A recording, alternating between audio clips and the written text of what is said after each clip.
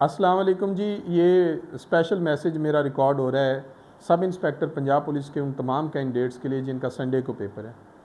बच्चों, आप बहुत सारे ऐसे होंगे जो ज़िंदगी में पहली दफ़ा पीपीएससी का पेपर दे रहे होंगे, तो उनके लिए कुछ इंस्ट्रक्शंस हैं। सबसे पहले तो आपने जो कोशिश करनी है कि आपने टाइम से पहले पेपर सेंटर एग्जामिनेशन सेंटर पहुंच जाना है। जहाँ जहाँ जिसका है पेपर, आपने टाइम से पहले आधा घंटा वहाँ पे रेडी होकर खड़े होना है, नंबर 1। नंबर 2, आपने अपना ओरिजिनल आईडी कार्ड और साथ आपने एडमिशन लेटर या जिसे हम रोल नंबर स्लिप होती है वो साथ लेके जानी है। नंबर 3, आपने सबसे पहले जाना है अंदर रूम में। जैसे ही एंटर होंगे तो आपसे आपका आईडी कार्ड और रोल नंबर स्लिप लेके आपको बिठाएंगे और आपके रोल नंबर के मुताबिक लाइन नंबर बताएंगे और आप वहाँ पे जाके बैठेंगे। बैठ के वो कहेंगे जी ये आपने अपनी अटेंडेंस मार्क करनी है। आपने अटेंडेंस मार्क करनी है तो वो जो आंसर शीट है वो आपको पहले मिल जाएगी। क्वेश्चन पेपर बाद में मिलता है, आंसर शीट पहले मिल जाती है। तो आंसर शीट के ऊपर आपके 3 काम होते हैं। पहला काम होता है, सबसे पहले आपने आंसर शीट के ऊपर कैंडिडेट के जहाँ पे सिग्नेचर उन्होंने डिमांड किया वहाँ पे अपने सिग्नेचर पुट करने हैं। फिर आपने वेट करना है कि आपको क्वेश्चन पेपर कब मिल जाए। फिर आपको वो क्वेश्चन पेपर देंगे और आपने ध्यान से क्वेश्चन पेपर को पढ़ना है। क्वेश्चन पेपर के कॉर्नर पे आपके रोल नंबर भी लिखा होगा कि आपने रोल नंबर यहाँ पे लिखना है, और पेपर कोड भी क्वेश्चन पेपर के ऊपर गिवन होगा, वो आपने अपनी आंसर शीट के ऊपर लिख लेना है। पेपर कोड का खाना आपको गिवन होगा, बबल आपको गिवन होगा।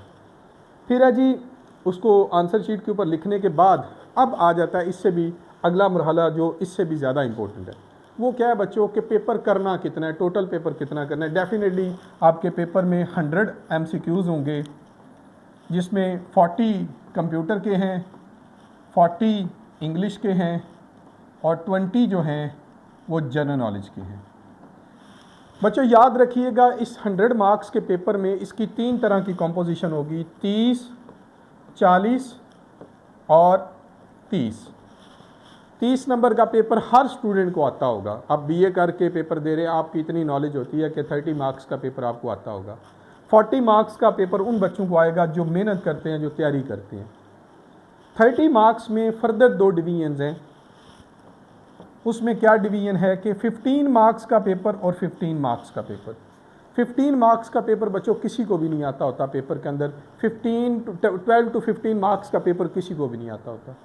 तो ये जो 15 मार्क्स होंगे, मतलब 30 नंबर का तो वैसे आता है, 40 मार्क्स का जिन्होंने हमारा सेशन लिया, नोट्स पढ़े, टेस्ट सॉल्व किए हैं, उनके ये हो जाएंगे।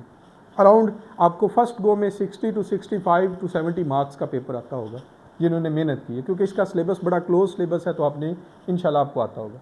15 मार्क्स का पेपर किसी को भी नहीं आएगा।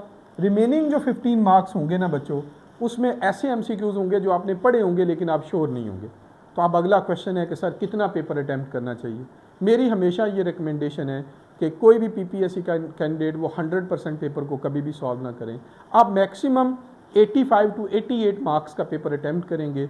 उसमें भी आपकी पहली डिवीजन ये होनी चाहिए कि सबसे पहले जो आते हैं, दूसरे नंबर पे जो मतलब पहले जो सबसे 100% आते हैं, दूसरे नंबर पे जिनमें थोड़ा बहुत आप कंफ्यूज हैं, और तीसरे नंबर पे जो नहीं आते उनको छोड़ देना है। ये आपने 3 काम कर लेने हैं। और याद रखिएगा, पेपर जब आपका सॉल्व हो जाएगा तो आपने आंसर शीट भी उनको देनी है और क्वेश्चन पेपर भी देना, अदरवाइज़ आपका पेपर कैंसिल हो जाएगा।